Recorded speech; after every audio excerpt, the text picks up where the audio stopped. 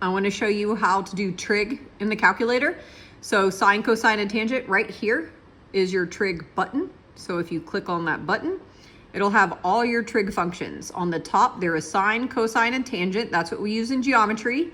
There's also cosecant, secant, and cotangent. You would not use those until you get to pre-cal.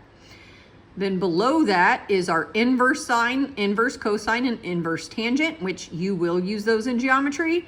And then again, not till pre-cal would you need cosecant, inverse cosecant, inverse secant, and inverse cotangent. You won't need these 6 until you get to pre-cal. But these 6 you will absolutely oh my gosh, I can't talk. Absolutely use. There we go.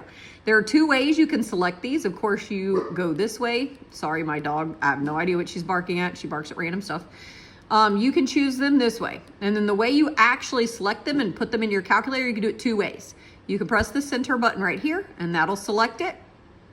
Okay. Or, let me delete that and show you.